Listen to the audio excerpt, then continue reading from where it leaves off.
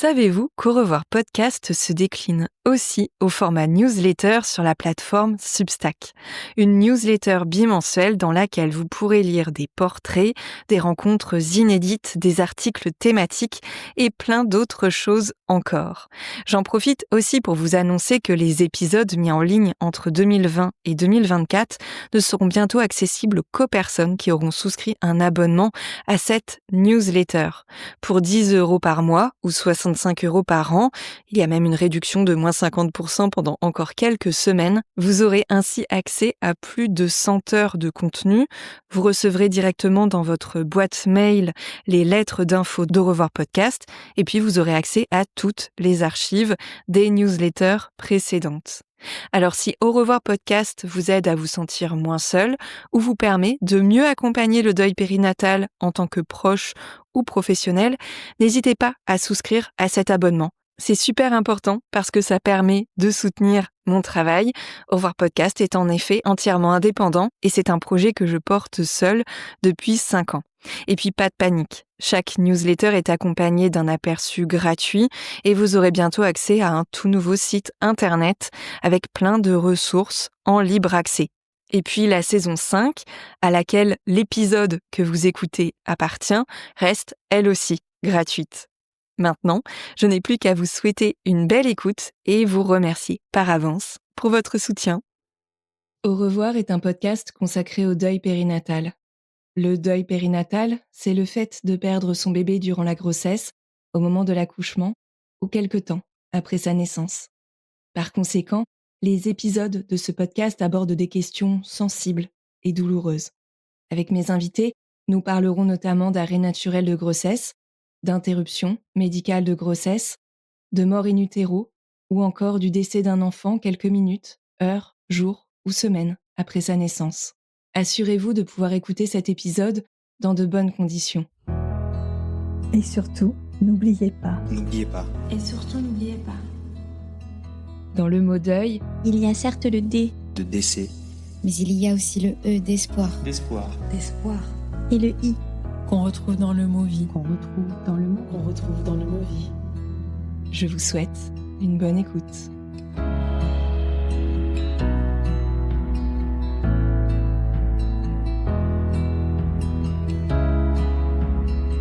Les discours sur la prématurité sont souvent teintés d'espoir.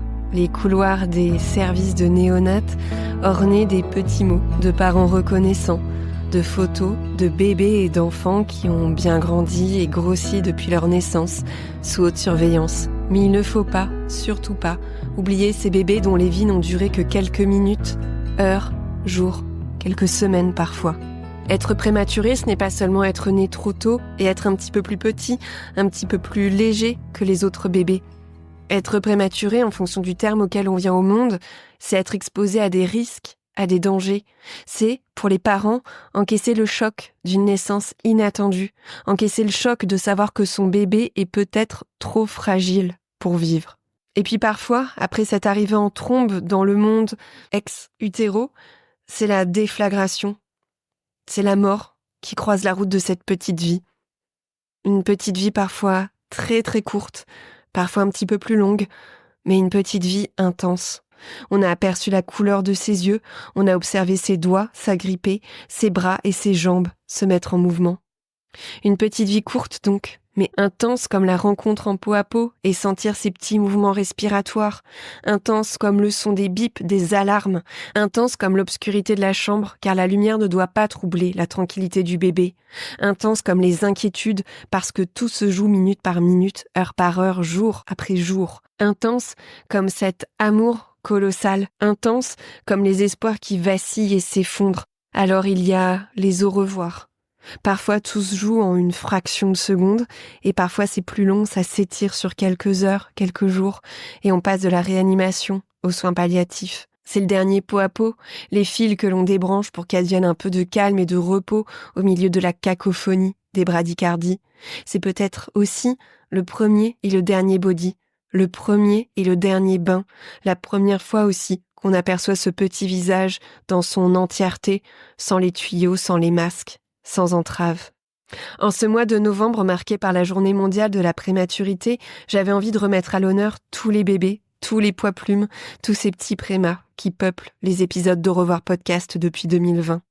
L'occasion pour vous d'entendre les voix de celles et ceux qui ont eu envie de partager avec vous ces fragments de vie.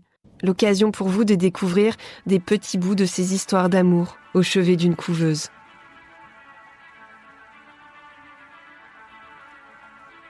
La prématurité, elle représente 8% des naissances en France. Ça fait environ 60 000 bébés par an. Et parmi ces enfants, il y a celles et ceux qui arrivent un petit peu trop tôt et celles et ceux qui arrivent beaucoup trop tôt, avant la fin du second trimestre de grossesse par exemple. C'est ce qu'on appelle l'extrême prématurité. Et c'est ce qu'a vécu Quentin avec ses fils. On rentre dans une bulle le moment où on apprend que ça va être l'accouchement. On avait quand même ce mince espoir pendant les premières minutes que cet accouchement allait être retardé, que finalement ils allaient rester un peu plus longtemps au chaud.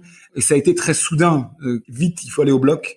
C'est maintenant. Voilà. Et je pense que j'étais aussi très ému quand il nous présente César, parce qu'on n'est pas préparé à la prématurité. Et voir ce tout petit bébé de 660 grammes. Donc voilà, donc on apprend que c'est deux garçons, on savait pas. Ils m'ont proposé donc d'annoncer le sexe. J'ai vraiment du mal, quoi. Donc je leur ai laissé. Et puis la deuxième fois, quand ils m'ont dit pour Aurel, j'ai dit allez-y, dites que c'est un garçon. Et on était bien, on était soulagés qu'il soit vivant.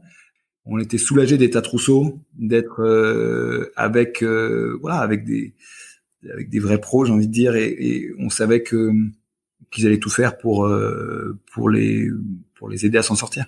Le lendemain, le pédiatre nous explique la prématurité et l'urgence vitale, finalement, et minute par minute, d'une possible dégradation ou au contraire des améliorations et ainsi de suite des bébés. Mais très vite, on a su que c'était costaud et que c'était pas en effet un accouchement d'un bébé, je veux dire, classique et à terme. César, lui, est intubé tout de suite. Quand Aurel n'en a pas besoin, mais Aurel est intubé aussi quelques minutes après, quand il arrive en réa. Et puis avant de se coucher, Géraldine peut pas marcher parce qu'il y a encore sa péridurale qui fait effet, donc elle n'a pas l'usage de ses jambes encore. Donc moi, je vais les voir pour la première fois dans leur chambre vers 5 heures du matin. Et c'est là aussi où je pense que je prends vraiment, je réalise vraiment ce qui se passe et de l'urgence de la situation. Il y a ces bruits, il y a l'hôpital, finalement, l'hôpital, la réanimation, qu'on connaît pas, c'est un domaine, l'hôpital, j'ai eu la chance jusqu'à maintenant, on n'a jamais été à l'hôpital, j'ai envie de dire, et c'est là où on se dit, ok, maintenant, il y a urgence et il faut être fort pour eux et il faut qu'ils s'en sortent, quoi. Quentin est l'un des premiers papas à avoir pris la parole dans Au revoir podcast. Nous sommes en juin 2021, un peu plus d'1 an après la naissance de ses jumeaux, nés à 25 semaines d'aménorrhée. Une nuit, César et Aurel font une entrée fracassante et complètement inattendue dans la vie de leurs parents. Mais quelques jours après sa naissance, César décède. Cette histoire, vous pouvez la découvrir dans l'épisode 19 de Revoir podcast, intitulé « Mes jumeaux et l'épreuve de la très grande prématurité ».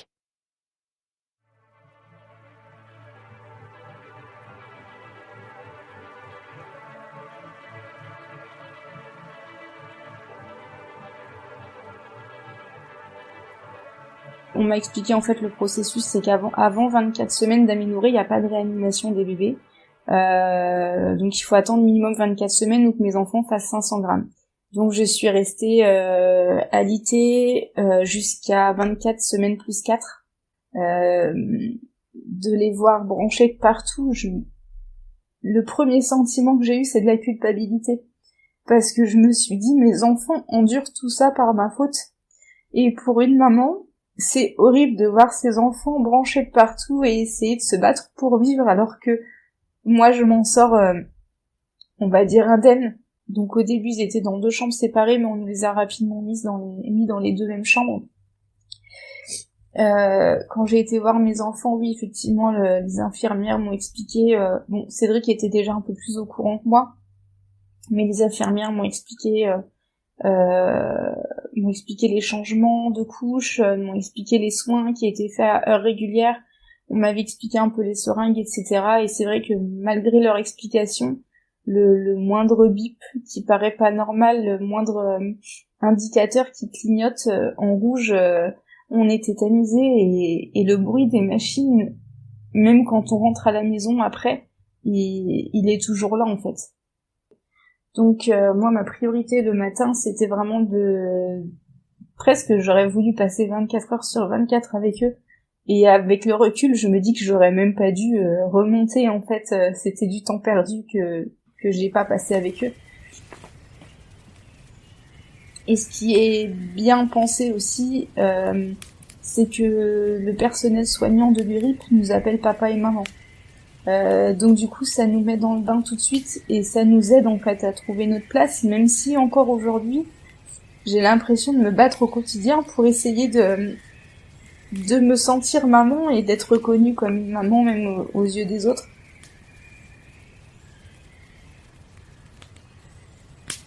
Cette voix que vous venez d'entendre est celle de Morgane. Morgane est la maman de Jai et Zahir, qui sont nés en avril 2021, à 24 semaines d'aménorrhée. Pendant tout le temps passé en réanimation, Morgane et Cédric, le papa des jumeaux, ont pris leur marque dans cette parentalité hors norme, et ils ont endossé, grâce à la bienveillance et la douceur des soignants et des soignantes, leur rôle de parents auprès de leur fils. Écouter leur témoignage, c'est faire la connaissance d'une famille marquée par un double deuil, puisque Jai et Zahir sont décédés tous les deux, à quelques jours d'intervalle. Vous pouvez retrouver les témoignages de leurs parents, de Morgane leur maman, puis de Cédric leur papa, dans l'épisode 35 de Revoir Podcast, mis en ligne en novembre 2022. Et puis parfois, la réanimation n'est pas possible. C'est ce qu'a vécu Céline dans l'épisode 44 de Revoir Podcast, et c'est ce qu'a vécu également Claire. Son bébé né vivant a été accompagné aussitôt dans la mort. Claire, elle a vécu ce drame, traversé cette épreuve avec son petit garçon. Claire, c'est la jeune fille qui a découvert sa grossesse à même pas 17 ans. Claire qui non seulement a dû dire au revoir à son petit, mais a subi les jugements et les violences verbales de certains soignants et soignantes du fait de son jeune âge. Claire, elle a eu la force de raconter l'histoire de Valentin dans l'épisode 40 de Revoir Podcast, dont je vous laisse découvrir un extrait. Enfin voilà, avec la naïveté qu'on a peut-être aussi d'une première grossesse, là, à tout âge, je pense. Tout ne peut que bien se passer, et puis bon, il y a peut-être des aléas, mais bon, on est à l'hôpital, on trouve une solution. Non, on m'a pas expliqué, on m'a dit vous êtes en train d'accoucher, c'est trop tard. Et puis là tout s'est enchaîné, examen sur examen, on n'a pas le temps de faire une péridurale, donc vite, on m'a posé une rachie juste pour le passage de bébé, et puis moi je comprenais pas en fait ce qui était en train de m'arriver, quoi. Donc je sais qu'on a pris à part mes parents qui étaient arrivés sur les entrefaites, la famille de mon compagnon, et puis lui aussi on lui a fait comprendre que de toute façon il allait falloir que j'accouche, parce que voilà, clairement plus on attendait aussi, plus voilà, c'est pas juste le bébé qui allait pas s'en sortir, mais on me mettait en danger aussi, quoi. Donc après, voilà, j'ai pas eu le choix. Valentin est né. En fait, tout se mélangeait entre la brutalité des mots. On m'a dit, puis ce pourquoi en fait, pourquoi ça se passe comme ça, pourquoi ça m'arrive. Et on m'a répondu, ça arrive une fois sur 1000 et c'est tombé sur vous.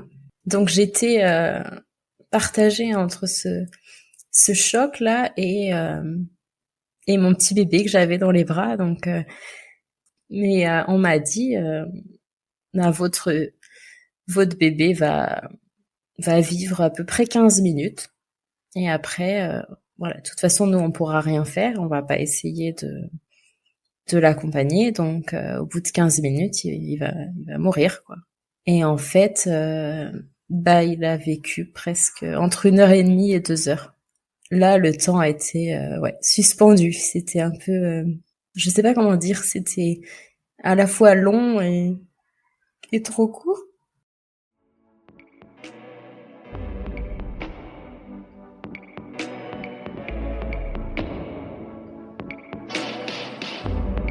Et puis la prématurité et le deuil, ça laisse des marques indélébiles. Et ces marques, Margot a choisi de les inscrire sur sa peau pour rendre hommage à son petit Marcel. Un tatouage monumental pour chérir le souvenir de ce tout petit bébé, né très grand prématuré, suite à la prééclampsie de sa maman. Marcel est né donc dans ces conditions parce que c'était le seul moyen pour moi de me rétablir et de ne pas risquer ma vie. Et pour lui également parce qu'en fait il y a des risques aussi pour le bébé. Donc il est né très grand prématuré. Il est tout de suite allé en service de réanimation néonatologie pendant que moi j'étais en salle de réveil, en soins intensifs pendant quelques jours. Puis ensuite, j'ai pu aller en maternité, mais lui, il était toujours donc dans sa petite chambre et sous couveuse pendant 5 jours. Pendant ces 5 jours, il s'est battu comme un petit boxeur, en référence à Marcel Sardan. Et puis, malheureusement, ça a pas suffi. Et donc, ce tatouage, c'était une façon, de laisser une trace belle, je pense. Comme s'il fallait sublimer ça, de rendre ça beau, joli, en tout cas, en partie beau, en partie joli. Pour écouter le témoignage de Margot, rendez-vous dans le hors-série « Les tatouages du deuil périnatal ». Pour terminer, je voudrais revenir quelques instants sur le vocabulaire qui est souvent et même systématiquement associé à la prématurité. Ce vocabulaire, c'est celui du combat. On parle de petits guerriers, de warriors, de conquérants qui mènent des batailles sans merci pour vivre. Ces mots, on les retrouve dans les noms de certaines associations, dans la bouche de soignants et de soignantes, de parents, de personnes qui côtoient de près ou de loin la problématique de la prématurité. Et je sais que ces mots, ils peuvent vous apporter du réconfort comme ils peuvent heurter celles et ceux qui ont dû dire au revoir à leur bébé dans une chambre de réanimation néonatale. Parce que si les bébés qui sont parvenus à survivre sont des guerriers qui ont remporté une victoire face à tous les dangers, qu'en est-il de ceux qui ne sont jamais sortis de l'hôpital ? Seraient-ils moins vaillants que les autres, moins forts, moins courageux ? Auraient-ils perdu là où d'autres auraient gagné ? Je n'ai pas de réponse toute faite à vous apporter, parce que vous qui écoutez cet épisode, ce sont peut-être des mots qui vous font du bien ou qui, au contraire, vous font du mal, et je n'ai pas à juger ça. Mais j'aimerais juste vous faire écouter les mots d'Audrey, infirmière puéricultrice dans un hôpital pédiatrique. Audrey, elle travaille en réanimation néonatale et son métier, c'est de prendre soin des petits prémas, de leurs parents et de les accompagner dans toutes les circonstances, avec le plus d'amour, d'empathie, d'humanité et de bienveillance possible. Alors je lui ai posé la question de ce vocabulaire, je lui ai demandé ce qu'elle en pensait et voici ce qu'elle m'a répondu dans le tout premier épisode d'Au revoir podcast consacré à la prématurité. Nous étions en novembre 2020. Pour nous, c'est un petit peu tous des courageux, c'est des petits guerriers. Je sais qu'on utilise beaucoup ce terme-là et c'est vrai que je pense que c'est vraiment approprié pour tous les enfants. Et je dis tous les enfants parce que même ceux dont l'issue n'est pas forcément favorable, c'est aussi des guerriers. L'image, elle est dure à entendre pour certains parents, mais il faut pas oublier que ces enfants, ils se sont battus jusqu'au bout. Et s'ils sont trop fatigués, c'est pas de leur faute non plus. C'est juste que ce qu'il y a en face, c'est-à-dire la pathologie, la maladie, l'infection, je pense par exemple ou à un saignement, il y a tellement de choses qui peuvent créer des situations complexes. Et c'est ça en fait l'origine de la fatigue, mais c'est pas la faute de l'enfant, c'est pas de la faute des parents. Et effectivement, on aura beau mettre toute notre force en commun, la force qui au début leur a servi à se battre, quand en face de nous il y a quelque chose qui est trop gros et qui absorbe trop d'énergie, on pourra pas le combattre. Parfois les parents se disent ça a servi à rien. Non, ça n'a pas servi à rien, parce qu'il y a quand même cette rencontre qui a eu lieu, et il y a quand même ce temps, le temps de connaître quelqu'un, c'est un petit peu la formulation où effectivement, quand on ne peut plus ajouter de jours à la vie, parfois il faut juste ajouter un petit peu plus de vie aux journées. Quand on sait qu'il reste peu de temps à vivre, l'idée elle est vraiment là, c'est que parfois, oui, au début on pensait qu'il avait beaucoup de jours devant lui, mais quand on s'aperçoit qu'en fait, il est beaucoup plus fatigué que prévu, souvent on dit aux parents, oui, là, il faut en profiter, c'est maintenant. Vous l'aurez compris, la prématurité irrigue de nombreux épisodes d'Au revoir podcast et elle sera abordée à plusieurs reprises lors de cette 5e saison. Aujourd'hui, je pense fort à César, à Jai, à Zahir, à Marcel, à Valentin, à Charlie, mais aussi à Louis, à Nora, dont vous pourrez écouter les histoires dans quelques mois. Et pour conclure, je laisse le mot de la fin à Éléonore et à Marc. Éléonore et Marc sont les parents de Lazare. Lazare et ses 5 jours de vie. 5 jours de vie d'un amour débordant. 5 jours de vie qui marqueront pour toujours ses parents. 5 jours de vie qui seront au cœur du prochain épisode d'Au revoir podcast en ce mois de novembre dédié à la prématurité. Je vous dis à très bientôt et je vous laisse en compagnie d'Éléonore et Marc. Tout a été fait pour que je puisse le rejoindre le plus rapidement possible. Et ça a été vraiment formidable. Et je l'ai vu pour la première fois et tout ce qui m'a frappé le plus, c'est de me dire mais il est tout brun, mais c'est incroyable. Il avait vraiment plein de cheveux noirs. C'était incroyable vraiment et de le rencontrer pour la première fois. Mais sur une vidéo d'ailleurs qu'on a prise, je disais je réalise pas du tout. Ça a été si soudain, si violent. Je réalisais pas, mais j'étais fondamentalement hyper heureuse. Mais j'ai besoin d'un tout petit peu de temps et c'est le soir, un peu plus, en revenant plus tard, que j'ai vraiment réalisé parce qu'il y avait un peu moins de médicaments qui me rendaient un peu dans les vapes et du coup j'ai vraiment réalisé le soir et ça a été tout de suite un lien mais incroyable qu'on a créé ensemble et les infirmières nous ont dit parce qu'il était très sédaté pour pas souffrir. Il sédate beaucoup l'enfant qui en fait du coup donne moins de résistance et se laisse plus faire et en fait il était très sédaté. Et ils étaient très choqués de voir qu'il a quand même ouvert ses yeux à un moment et il les a tournés vers nous parce qu'on était d'un côté de la couveuse et il y avait l'infirmière de l'autre. Et voir son regard, ça a été le plus beau cadeau du monde. C'est quelque chose qui est fou parce que c'est vraiment une puissance d'amour de se dire voilà les parents, j'ai réussi à venir malgré tout, j'ai réussi à venir vous rencontrer, j'ai réussi à déjouer les pronostics, j'ai réussi à... Et ce petit regard était juste, dingue. Il était réellement vivant. Enfin, je veux dire, c'était un moment où il a posé son regard sur nous. Et ça a été, je crois que c'est ce qui nous aide encore aujourd'hui, c'est d'avoir pu croiser ce regard. Et dans ce regard, il y avait tellement de choses. C'était, voilà, moi, je suis venue pour ça, en fait. Donc, je voulais qu'on se voie, je voulais qu'on se rencontre. Et c'est un cadeau, mais incroyable.